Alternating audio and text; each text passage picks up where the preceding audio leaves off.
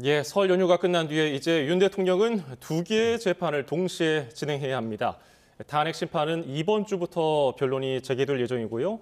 내란 수괴 혐의를 받는 형사 재판도 곧 일정이 잡힐 것으로 보입니다. 치열하게 전개될 두 개의 재판을 쟁점과 양측의 대응 논리를 김성수 변호사와 짚어보겠습니다. 어서 오십시오. 안녕하세요. 예, 일단은 윤 대통령 재판 짚어보기 전에 이 소식부터 짚어보겠습니다. 최근에 검찰이 경찰 국가수사본부를 압수수색했다는 소식이 들려왔거든요. 어쨌든 같은 목표를 가지고서 수사를 했던 기관들인데 왜 압수수색에 나섰습니까?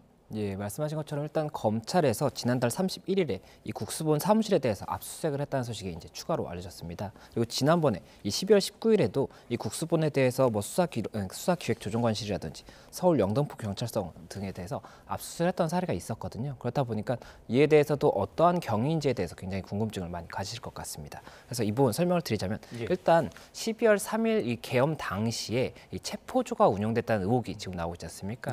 그리고 여기에 추가로 이제 의혹이 나오고 있는 것이 이 경찰 측에서 이 체포조 관련해서 뭐 일부 형사들의 명단을 제공했다 이런 이야기가 나오고 있기 때문에 이에 대해서 사실관계를 파악을 해서 실제 사실이 맞다라고 한다면 혐의가 있는 사람에 대한 이 처벌을 검토를 해야 되는 것이고 사실이 아니라고 한다면 또 이 부분에 대해서 사실이 아니다라는 것을 밝혀야 되기 때문에 일단 이 부분 사실관계 확인을 위해서 이 현재 이 압수수색을 진행한 것으로 보이고 이 국수본 사무실에 대한 압수수색을 한 것 자체가 결국 지금 현재 이 혐의가 뭐 이제 관련성이 있는 사람들로 이야기가 나오고 있는 사람들이 국수본에서 지금 현재 업무를 집행하고 있는 이런 당사자라고 볼 수가 있기 때문에 그렇기 때문에 이제 현재 이 국수본 사무실 압수수색이 진행된 것이다 이렇게 볼 수가 있습니다. 그러면 구체적으로 경찰 국가수사본부 관계자들이 받는 혐의가 뭡니까? 예, 말씀드렸던 것처럼 체포조를 일단은 이제 당시에 운영을 했느냐가 쟁점이 될 수가 있는 것이고 이 체포조 운영에 있어서 형사들의 이 인력 명단 자체가 제공이 된 것이 결국은 이 체포조의 형사들이 어느 정도 동원을 되기 위한 것이 아니었느냐 이것이 쟁점이 되는 것입니다. 그리고 만약 이런 부분에 대해서 경찰의 뭐 간부라든지 이 일부 인원들이 이 부분 체포조에 이제 이 부분 관여를 해야 된다라고 이야기를 했다라고 한다면 이것에 대해서는 이제 내란죄가 만약에 성립이 된다라고 했을 때는 내란죄의 뭐 주요 종사자라든지 이런 부분에 대한 쟁점이 될 수가 있기 때문에 이에 대해서 일단 사실관계를 파악을 해야 된다라고 보고 있는 것으로 보이고 지금 현재 근데 여러 가지로 체포조의 운영 관련해서도 의혹인 상태이거든요. 사실관계가 명확하게 드러난 것이 아니지 않습니까? 그렇다 보니까 여러 가능성을 두고 일단 사실관계를 파악하기 위한 증거들을 수집하고 있는 상황이다 이렇게 볼 수 있을 것 같습니다. 경찰 국수본에서는 뭐 당연히 혐의를 부인하고 있는 상황인데 검찰이 그러면은 어떤 물증, 증거들을 찾아야 하지 않겠습니까? 어떤 자료가 목표가 될까요? 예, 일단 경찰 측에서도 이 일부 형사들에 대한 명단을 제공한 것 자체는 인정을 하고 있는 것 같습니다. 다만 경찰 측에서 이야기를 하고 있는 것은 이 당시에 이 계엄 당일에 이게 굉장히 좀 인력이 많이 모이다 보니까는 현장 질서 유지가 필요하다라고 해서 이 질서 유지의 목적으로 이 명단을 일부 보내줬던 것이지 이것이 체포조를 운영하고자 하는 그런 명단이 아니었다라고 답변을 하고 있는 것으로 보입니다. 그렇기 때문에 이 부분 관련해서 말씀드렸던 것처럼 일단은 여러 가지 가능성, 실제로 그런 사실이 있었을 수도 있고 없었을 수도 있기 때문에 증거들을 모아서 파악을 하고자 하는 것이고 이런 이제 사실관계 파악함에 있어서 이 당사자, 관련 당사자로 지목되는 인물들의 휴대전화 같은 것을 통해서 메시지라든지 당시 통화 기록들이 있지 않습니까? 이런 부분을 이제 파악을 할 것이 아닌가 생각이 되고 또 이게 만약에 지시가 실제로 있었다라고 한다면 이에 대해서 뭐 메일을 보냈다든지 공문을 보냈다든지 이런 것들도 있을 수가 있기 때문에 이런 부분까지도 혹시나 있는지에 대해서 압수수색을 한 것이 아닌가 생각이 됩니다. 만약에 체포조 관련 의혹이 실제로 물증이 드러나게 된다면은 탄핵 심판에도 영향을 줄까요? 이 체포조 운영 관련해서도 일단은 지금 탄핵 사건에서 또 5가지 파면 사유를 들고 있지 않습니까? 이 중에 한 가지가 국회 뭐 체포조 운영이라든지 이런 것들을 통해서 삼권 분립을 위반하려고 했다든지 아니면 이 해제 의결을 막는 이런 부분 자체가 이 국헌 문란의 목적이 있었다 이렇게 지금 주장이 되고 있는 것으로 보입니다. 그렇다 보니 체포조가 실제로 운영이 되었는지 여부도 굉장히 중요한 사실관계라고 할 수가 있는 것이고 만약에라도 경찰에서 이 체포조 운영과 관련해서 이 관여된 부분이 있다라고 한다면 그것을 통해서 체포조 운영 자체가 사실이었다는 것을 증명할 수 있는 근거가 될 수도 있기 때문에 그런 부분까지 여러 가능성을 두고 사실관계를 파악하고 있는 것이고 현재 지금 뭐 여러 가지 진술에 있어서는 체포조가 있었다 없었다 이런 얘기가 나오고 있지 않습니까? 그렇기 때문에 이 진술이 지금 현재 뭐 엇갈리는 이런 상황에서는 물증이 어떤 것이 나오느냐가 제일 중요하지 않을까 생각이 됩니다. 아직은 뭐 의혹 단계, 수사 단계지만은 경찰 국수본 관계자들이 내란 혐의에 연루됐다는 사실이 드러난다면은 아무래도 이게 정당성이라든지 신뢰 문제가 생기기 때문에 국수본 입장에서는 좀 난감할 것 같아요. 예, 맞습니다. 만약에라도 이제 관여가 돼 있었다라고 한다면 자신의 책임을 줄이기 위해서 수사를 어떻게 조금 왜곡할 수 있는 그런 가능성이 있지 않느냐 이런 얘기가 나올 수가 있는 것이고 그렇게 된다라고 한다면 일단 과거에 일어난 일에 대해서는 어떻게 할 수가 없는 부분이기 때문에 향후 수사에 있어서 배제를 한다든지 이런 부분을 검토하지 않을까 생각이 되고 예. 다만 지금 현재 우려가 있는 것이지 어떻게 유죄의 확정이 났다든지 이런 것들이 아니지 않습니까? 그렇기 때문에 그런 부분까지도 감안을 해서 경찰에서 어떻게 대응할지 정하지 않을까 생각이 됩니다. 예. 자, 그리고 이제 윤 대통령 탄핵 심판이 재개가 됩니다. 이번 주에는 이제 국회 측이 요구한 증인들이 대거 신문을 위해서 출석을 할 텐데 당장 오는 4일 화요일에는 이진우 전 육군 수도방위사령관 그리고 여인영 전 국군 방첩사령관, 홍장원 전 국가정보원 1차장 신문이 예정돼 있는데 모두들 기존에 계엄 관련해서 지시를 이행했거나 지시를 받았던 인물들이란 말이죠. 이번에 탄핵 심판에서 어떤 점들이 확인돼야 할까요? 예, 일단 이 세 사람 모두 다 국회 측에서 신청한 증인입니다. 그렇다 보니 예. 국회 측에서는 본인들이 지금 주장하고자 하는 사실관계에 부합하는 진술을 할 것이라고 기대를 하는 것으로 보입니다. 그리고 실제로 이 국회에서의 증언이라든지 여러 가지 이제 알려지고 있는 내용들을 봤을 때 일단은 이 홍장원 1차장 같은 경우에는 이 체포조에 관한 뭐 이제 존재가 있었다라는 진술을 한 것으로 보이고 또 이제 이진우 사령관이나 이 여인영 사령관 같은 경우에는 이분 당시에 국회의 의결을 막기 위해서 끌어내라라는 지시가 있었다라는 이야기를 하고 있지 않습니까? 그렇기 예. 때문에 이 부분에 대해서 일단 국회 측에서는 이 현재의 사건에서도 이분이 증인 진술로서 현출되는 것을 목표로 하는 것으로 보이고 이제 윤석열 대통령 측에서는 반대 신문을 통해서 그 부분 진술에 대한 이제 신빙성을 다퉈야 될 것이거든요. 그렇다라고 한다면 이 신빙성에 관해서는 사실관계에 대해서 시간 순위라든지 그때 당시에 누구로부터 어떤 지시를 받았는지 이런 것들을 통해서 그 관련 물증이 있는지 이런 것들에 대한 모순점을 찾을 수 있는 그런 부분 이제 모색을 할 것이기 때문에 이 부분에 대해서 주신문 그리고 반대 신문이 어떤 내용이 나올 것인지 이에 대한 답변이 어떨 것인지 또 이제 재판부에서 물어보는 질문이 있지 않습니까? 예. 그 부분까지도 저희가 종합적으로 봐서 이 사실관계에 대해서 어떠한 판단이 가능할지를 좀 봐야 될 것 같습니다. 윤 대통령이 지난번 김용현 전 국방장관 때처럼 직접 신문에 나설지도 좀 궁금한데 아무래도 국회 측이 요청한 증인에 대한 신문인 만큼 반대 신문, 그 공방이 예상됩니다. 어떤 내용들이 오갈까요? 예, 아무래도 김용현 전 장관 같은 경우에는 지난 이제 기일 당시에 이 법원의 허가를 받아서 윤석열 대통령이 직접 이제 질문을 하는 모습이 많이 보였습니다. 그렇다 보니까 이번 증인 신문에서도 어떻게 될 것이냐에 대해서 관심을 받고 있는 것으로 보이는데 이번 그 증인 같은 경우에는 국회 측에서 신청한 증인이기 때문에 윤석열 대통령 측에서 원하는 답변이 안 나올 수 있는 그런 증인이지 않습니까? 그렇다 보면 이 부분에 대해서 직접적으로 질문하는 것 자체에 대해서도 어떻게 비춰질지 이런 부분에 대한 고민도 가능할 수가 있기 때문에 아무래도 만약에 진행을 직접 한다고 하더라도 그 부분에 대해서 굉장히 신중하게 접근하지 않을까 생각이 됩니다. 예. 특히나 지금 주목되는 인물들이 홍장원 전 국정원 1차장, 곽종근 전 특전사령관이란 말이죠.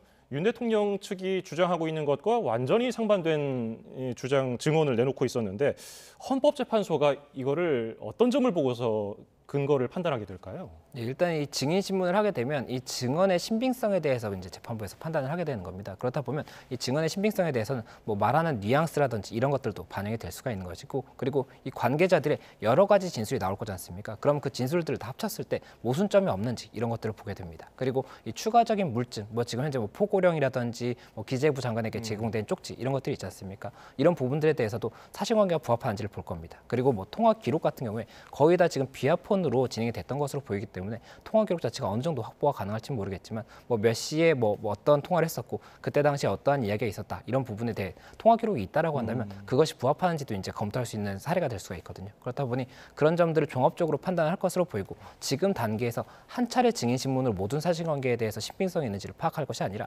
전체적으로 증인 신문을 다 진행한 다음에 이 전체 기록을 보고 그때 누구의 진술이 더 맞는 것으로 볼 수 있는지 이렇게 판단하지 않을까 생각이 됩니다. 예.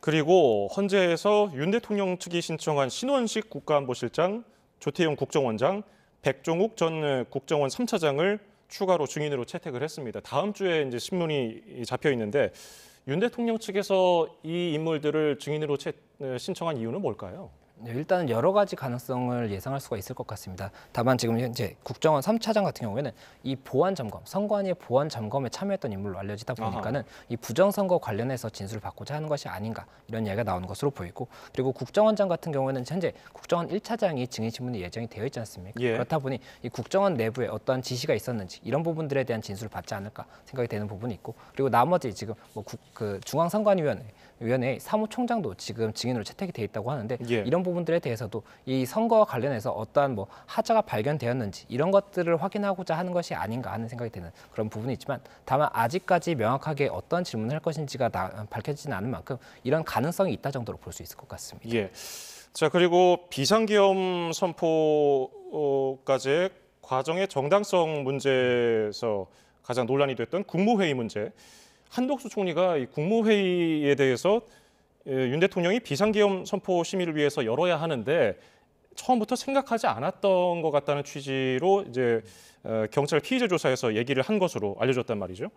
그런데 대통령실에서는 또 다르게 얘기하고 있고요. 이 점은 또 어떻게 작용할까요? 네, 이게 헌법 89조 5호 그리고 또 계엄법에 보면 이분 계엄을 선포한다든지 해제함에 있어서는 국무위원회 심의를 거치도록 되어 있습니다. 그런데 심의를 거치지 않았다라고 한다면 이 헌법상의 요건이라든지 법률상의 요건을 충족하지 않는 것이기 때문에 이 부분도 탄핵 사유의 하나로 이제 판단이 될 수가 있는 것이거든요. 예. 그래서 지금 현재 국회 측에서는 이 부분에 대해서 이 절차적인 위반이 있었다라는 것을 주장을 하고 있기 때문에 쟁점이 되는 것이고, 만약에 이 부분에 국무위원이 일단 모였던 것 자체는 이제 인정을 하고 있지 않습니까? 그러면 모였던 것 자체는 맞는데 이것을 국무회의에 심의가 있다라고 볼 수 있는 것인지, 이 부분 관련 여러 가지 사실관계에 대한 진술을 듣고 그 사실관계에 따라서 법리적으로 심의가 있다라고 볼 수 있는지에 대한 해석을 할 것이기 때문에 이 부분 일단 사실관계를 어떻게 파악하는 것인지가 중요한 것이고, 이에 대해서 지금 현재 국무위원들이 지금 일부에 대해서는 뭐 국회에서의 증언이 있지 않습니까? 그리고 예. 이제 뭐 피의자 조사라든지 이런 부분에 대한 증거, 그 진술이 있었다라고 하는데 이 부분의 뭐 피의자 조사에 관한 보도 내용 자체가 헌재에서 어떤 증거로 사용되기보다는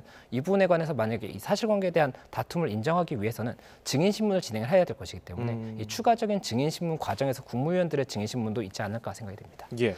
그리고 또 내일 헌법재판소에서 중요한 결정이 있습니다. 마은혁 재판관 후보자 임명 보류와 관련한 권한쟁의 심판 결론을 내릴 예정인데 윤 대통령 측에서는 절차적인 흠결이 있다고 비판하면서 각하해야 한다고 하거든요. 왜 이런 주장을 펼치는 겁니까? 이 권한쟁의 심판이라는 것이 이 국가기관 간의 권한쟁의 심판 같은 경우에는 이 내가 국가기관으로서 가지고 있는 권한을 침해받았다라고 해서 쟁의를 하게 되는 것입니다. 그리고 예. 지금 현재 이 사건 자체는 국회가 이제 이 대통령 권한 대행에 대해서 이 부분 임명하지 않은 것, 이 마은혁 이 헌법재판관 후보를 임명하지 않은 것에 대해서 지금 다투고 있는 것이거든요. 그렇다라고 한다면 이 국회가 지금 침해받았다고 주장하는 것이 이 헌법재판관을 선출할 수 있는 이 권한 자체를 이제 침해받았다고 주장을 하는 것이고, 그렇다라고 한다면 이 청구인의 주체는 국회가 돼야 되는 겁니다. 그런데 지금 현재 윤석열 대통령 측에서 주장을 하고 있는 것은 이 국회가 이런 의사를 결정해서 어떤 이 뭐 권한쟁의 심판이라든지 이런 것을 청구함에 있어서는 이 의결을 거쳐야 된다는 겁니다. 국회의 의결을 거쳐야 되는 것인데 지금 현재 이제 알려진 사실관계로만 봤을 때는 국회 의결을 거친 것으로 보이지 않는다라는 것이거든요. 그렇다라고 한다면 의결을 거치지 않은 상태에서 국회를 청구인으로 이제 한 것 자체가 이 절차적인 흠결이 있기 때문에 각하가 돼야 된다는 겁니다. 이 각하라는 것은 기각은 이 판단을 했을 때 이 부분이 인정되지 않는 것이고, 각하 자체는 이 각하에 대해서는 아예 이 사건 자체를 진행하는 것이 이 부분 흠결이 있다는 겁니다. 그렇기 때문에 각하를 주장을 하고 있기 때문에 이에 대해서 어떻게 판단할지를 봐야 될 것으로 보입니다. 예. 국민의힘에서는 이제 우원식 국회의장 독단으로 이거를 신청할 수 없다고 주장을 하고 있는데 우원식 국회의장이 발송한 공문을 보면은 각각 여야가 추천한 후보들 이름, 또 양당 원내대표 서명이 포함되어 있단 말이죠. 근데 또 최상목 권한대행은 공문만으로는 양당이 합의했다고 볼 수 없다고 하는데 헌재는 어떤 점을 주의 깊게 볼까요? 네, 일단 이 부분 마은혁 헌법재판관 후보를 임명하지 않은 것에 대해서는 이 헌법상의 해석이 가장 중요하기는 합니다. 이게 지금 헌법에 명시가 되어 있는 것이 이 국회에서 3명에 대한 선출권이 있는 것이고 이에 대해서 대통령이 임명한다라고 되어 있는 것인데, 이것이 대통령의 임명권을 별도로 부여한 것이라고 한다면 그때는 그 임명권이 어느 정도의 범위까지 이 효력이 가능한지 이것이 쟁점이 될 수가 있는 것이고, 이 부분 임명권이 없고 기계적으로 임명을 해야 된다라는 그런 명시적인 규정이라고 본다라고 한다면 선출이 됐기 때문에 임명을 해야 된다는 겁니다. 그래서 그런 부분들에 대해서 헌법적인 이제 해석이 쟁점이 되는 것이고, 그 과정에서 이 12월 9일 당시에 이 마은혁 후보에 대해서는 이번 여야 합의가 명확하지 않은 것으로 보이기 때문에 이 부분에 대해서는 합의가 이루어지면은 이제 임명하겠다라고 이야기를 했었거든요. 그렇다면 이 부분에 대해서 여야 합의를 이유로 해서 임명하지 않을 수 있는 것인지 이게 쟁점이 되는 것이고, 이 12월 9일 당시에 이때 이제 이 공문이 이야기가 됐던 것이, 이 공문 자체가 이 국민의힘과 더불어민주당에서 제출을 했던 공문이라고 볼 수가 있는 것이거든요. 국회의장에게 제출했던 공문이라고 볼 수가 있는데, 거기에는 이 새 후보에 대한 이름이 명시가 되어 있었기 때문에 이 부분이 선출이 있었다라고 본다라고 한다면, 국회에 선출이 있었다라고 본다라고 한다면, 이에 대해서 이 여야 합의가 없었다는 것을 뭐 사실관계를 인정할 수 있는 것인지, 그리고 여야 합의가 없었다라고 했을 때 이 부분을 임명하지 않는 것 자체가 대통령의 이 고유적인 권한이라고 볼 수 있는 것인지, 이런 것들에 대한 판단이 있을 것으로 보이고, 여기서 이제 추가적인 쟁점이 나오는 것이 이 사실관계에 대해서 공문이 지금 이제 언급이 됐지 않습니까? 그렇다 보니 이 최상목 대행 측에서는 이 공문이라든지 추가적인 사실관계에 대해서 다툼이 필요하기 때문에 변론을 재개해달라고 요청했습니다. 예. 이 변론 재개가 어떤 것이냐면, 이 재판이 이루어지지 않습니까? 재판이 이루어지면 변론 기일이 열립니다. 변론 기일을 통해서 각자 주장하고자 하는 내용을 이제 주장을 하는 것이고, 이것이 이제 충분히 변론이 됐다라고 한다면 변론을 종결을 하고 그 다음에 이제 선고 기일을 정하게 되는 것인데, 지금 선고 기일이 2월 3일에 정해졌지 않습니까? 예. 그 얘기는 변론 기일이 종결이 됐다는 것인데, 최상목 대행 입장에서는 이 부분 선고하기 전에 이 사실관계라든지 여러 가지 더 다툴 부분이 있기 때문에 변론을 재개해달라고 신청한 것이거든요. 그래서 내일 만약에 이 헌법재판소에서 변론 재개의 결정도 할 수 있는 부분이 있기 때문에 일단 여러 가지 가능성이 있다고 보입니다. 예. 이렇게 해서 지금 8명 체제에서 꽉 찬 9명 체제가 성립된다면은 윤 대통령 탄핵 심판을 비롯해서 여러 탄핵 심판이 기다리고 있는데, 이런 것들이 좀 일사천리로 진행될까요? 현재 8명의 그 인원으로도 이 탄핵 사건 자체에 대해서는 진행을 할 수가 있습니다. 이 예. 탄핵 사건 같은 경우에는 6명의 찬성으로 이제 탄핵 여부를 결정을 하기 때문에, 일단 8명이든지 9명이든지 이 8명만 있다고 하더라도 이 부분이 불가능한 것은 아닙니다. 그리고 그렇기 때문에 이 부분이 9명이 된다라고 해서 뭐 나머지 탄핵 사건들이 일사천리로 진행될 것이다, 이렇게 보기보다는 이 탄핵 사건들에 대해서는 현재 8명의 상황에서도 어떻게 진행할 것인지를 결정을 할 수가 있는 것이고, 다만 이제 9명이 됐을 때 이 탄핵 사건이 6명의 찬성 부분이 있지 않습니까? 이 부분에 대해서 이 6명의 찬성이 조금 더 수월해지는 부분이 있기 때문에, 이에 대해서 여러 가지 좀 우려가 나오는 그런 것이 아닌가 생각이 듭니다. 윤석열 대통령 측에서는 그 부분에 대해서 우려를 할 수밖에 없지 않나 생각이 듭니다. 예. 자, 그런가 하면은 윤 대통령 측에서 헌법재판관 3명에 대해서 회피 촉구 의견서를 냈습니다. 편향성 문제를 계속해서 제기하고 있는 건데, 만약에 8인 재판관 체제에서 3명의 재판관이 회피 결정이 받아들여진다면은 파장이 클 것 같은데, 헌재에서는 어떤 결정을 내릴까요? 이게 헌법재판소에 이제 제척 기피 회피에 관한 규정이 있습니다. 그런데 제척 같은 경우는 이제 이 당사자가 법관이 된다거나 이런 경우에 이제 제척을 해야 된다는 규정인 것이고, 이 기피 그리고 회피가 있는데, 기피 같은 경우에는 이 요건 자체가 조금 추상적이라고 볼 수가 있는 것이, 공정한 재판을 기대할 수 없을 때 기피 신청을 할 수 있다고 되어 있는 겁니다. 그렇다 보니 이 공정한 재판을 기대할 수 없는 경우가 어느 정도까지 해석될 수 있는지가 쟁점이 되는 것이고, 윤석열 대통령 측에서는 이 기피 신청을 한 차례 했었습니다만, 다만 이 부분이 이제 받아들여지지 않았던 사례가 있거든요. 그리고 지금 현재 회피를 이야기하고 있는데, 이 회피 같은 경우에는 이 회피를 법관 스스로가 내가 이 부분에 대해서 공정한 재판을 기대할 수 없는 상황이다라고 해서 회피를 스스로 하는 그런 부분이기 때문에, 각각의 재판관, 지금 현재 언급되고 있는 3명의 재판관이 각각 내가 이것을 회피할 것인지를 결정을 하게 되는 것이고, 이 부분에 대해서 회피할지 여부는 결국에는 그 각각의 재판관이 어떻게 판단할지에 따라 다를 수가 있기 때문에 회피의 가능성이 높지는 않다, 이렇게 관측이 나오고 있는 것 같습니다. 예. 그런가 하면은 설 연휴 직전에 윤 대통령 측에서는 새로운 증거 100건 이상을 제출한 것으로 알려졌습니다. 재판부에서 이것을 일일이 이렇게 따져 물을 가능성은 어느 정도나 있을까요? 예, 일단은 100건의 증거가 제출이 됐다라고 한다면 어디까지 채택할지에 대해서는 당연히 논의가 될 수밖에 없을 것 같습니다. 예. 그리고 채택이 됐을 때 만약에 그 부분에 대해서 다툼의 여지가 있는 부분이 있다라고 한다면 국회 측에서 또 다시 이제 주장을 해야 되는 부분이 있기 때문에, 일단은 어디까지 채택이 되는지를 봐야 될 것으로 보이고, 윤석열 대통령 측에서도 아무래도 100건의 이 신청 제출 자체가 다 채택이 되지는 않을 가능성이 있다라고 전제한 상황에서 진행을 하지 않았을까 생각이 듭니다. 예. 그리고 윤 대통령이 그 내란 수괴 혐의로 기소된 형사재판 재판부가 배정이 됐죠. 형사합의 25부인데, 여기에는 김용현 전 국방장관, 조지호 경찰청장 등 재판도 역시 담당하는 곳이에요.